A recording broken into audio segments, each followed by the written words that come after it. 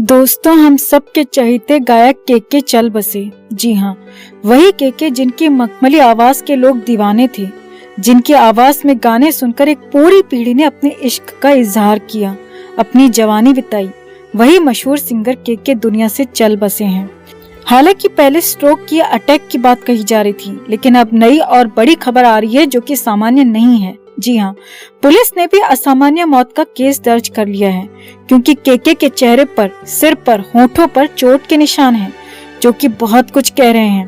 और आखिरी वीडियो ने तो बहुत कुछ कह दिया, जिसके बाद सवाल उठने शुरू हो गए हैं और पुलिस ने भी मुहर लगा दी है। तो आपको बताते हैं सब कुछ केके के बारे में। आखिरी वक्त में क्या हुआ, कैसे क्या कॉन्सर्ट में हुआ और आगे क्या होने वाला है, केके के पीछे साजिश में कौन हो सकता है, सब कुछ आपको बताते हैं। आप भी इस वीडियो को शेयर करें और कमेंट में अपनी बात, अपनी राय आप भी जरूर रखें। चैनल के साथ जुड़कर चैनल की आवाज बने। तो तड़प तड़प और कल रहें या न रहें जैसे मशहूर ऐतिहासिक गानों को अपनी आवाज देने वाले केके चल बसे हैं। भारतीय संगीत का एक रोशन सितारा बुझ गया।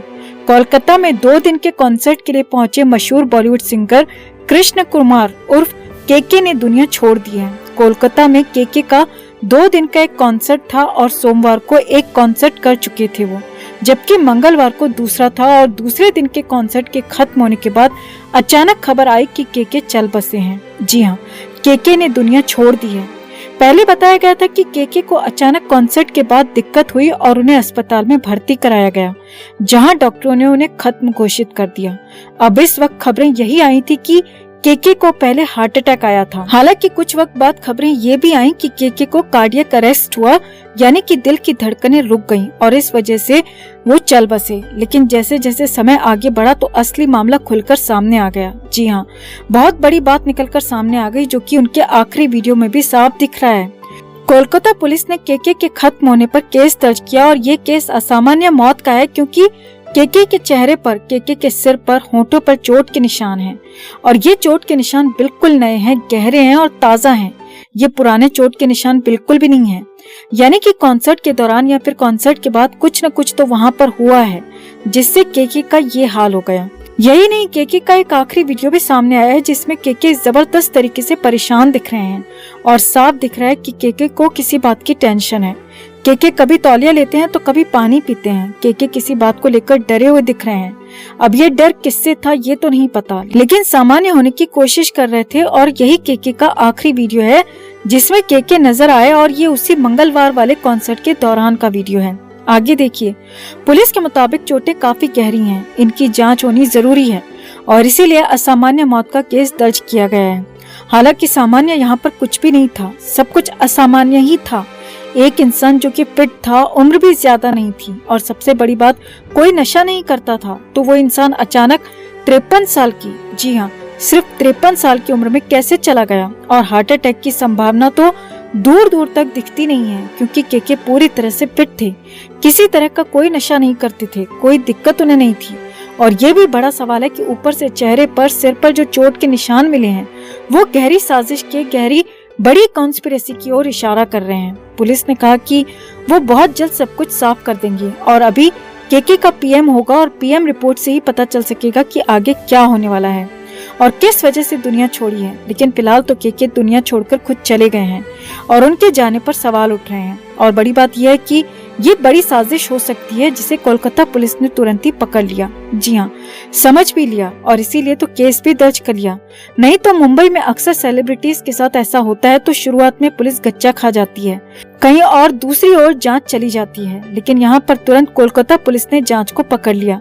अब देखना है कि केके के जाने के पीछे का राज क्या निकलता है। वैसे केके के जाने से पूरे बॉलीवुड इंडस्ट्री का रो रो कर बुरा हाल है। केके कई म्यूजिशियंस के साथ साथ कई डायरेक्टर्स के भी चहेते सिंगर थे, चाहे वो प्रीतम हो, आदित्य चोपड़ा हो, संजय लीला भंसाली या फिर महेश भट्ट।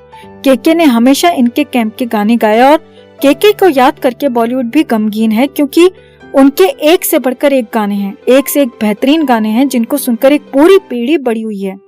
एक पूरी पीढ़ी ने अपनी दुनिया बसाई है, अपने आसपास के लोगों को जाना समझा है। तो आपका केके के अचानक 53 साल की उम्र में चले जाने पर क्या कहना है? किसकी ये साजिश हो सकती है?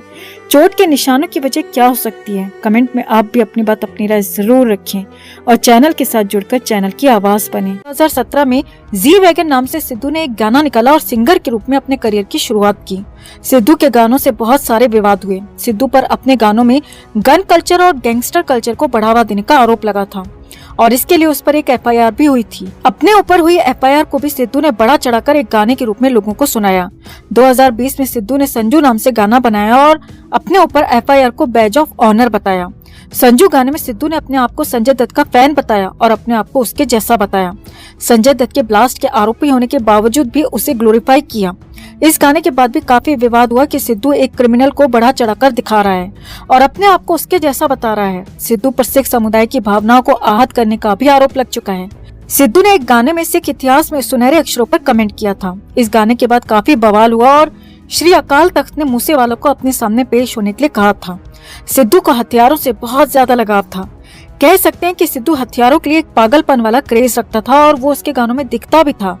2020 में मूसेवाला की 2 वीडियोस वायरल हुई थी, जिसमें मूसेवाला AK-47 के साथ में ट्रेनिंग ले रहा था और ट्रेनिंग के समय एक पुलिस वाला भी वहां पर मौजूद था। तब मामला मीडिया में आने पर 6 पुलिस वालों को सस्पेंड भी किया गया था। सिद्धू ने अपने गानों में हमेशा हथियारों को दिखाया और गैंगस्टर कल्चर को बढ़ावा देने की कोशिश की और इसी वजह से इसके गानों को लेकर हमेशा विवाद होते रहते थे।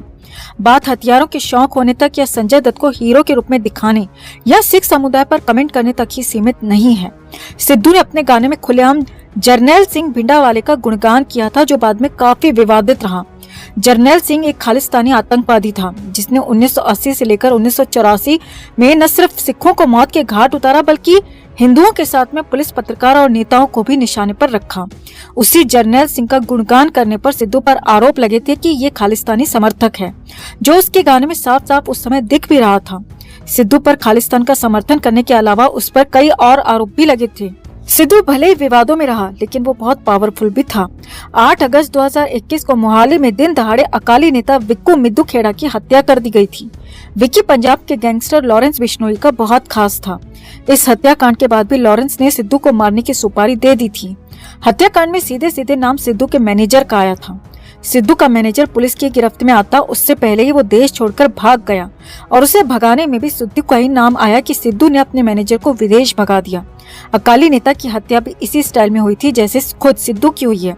विक्की के भाई अजय सिंह मिद्दू खेड़ा ने सिद्धू मूसेवाला पर नाम लेकर आरोप लगाया था कि उसके भाई की हत्या में हाथ सिद्धू का है और वो पूरी प्लानिंग में शामिल भी था। इसके अलावा सिद्धू की हत्या की जिम्मेदारी लेने वाला लकी उर्फ गोल्डी बरार के भाई की हत्या का भी इल्जाम सिद्धू मूसेवाला पर ही आया था। वो लॉरेंस बिश्नोई का खास और उनका अहम शूटर है और इस वक्त वो कनाडा से ही गैंग को ऑपरेट कर रहा है। गोल्डी ने कहा था कि उसके भाई को सिद्धू ने मरवाया था और वो उसका बदला लेकर रहेगा। इन्हीं दोनों हत्याओं के बाद सिद्धू की जान को खतरा हो गया था और उसे धमकियां मिलनी शुरू भी हो गई थी और ये बात खुद सिद्धू भी बहुत अच्छे से जानता था।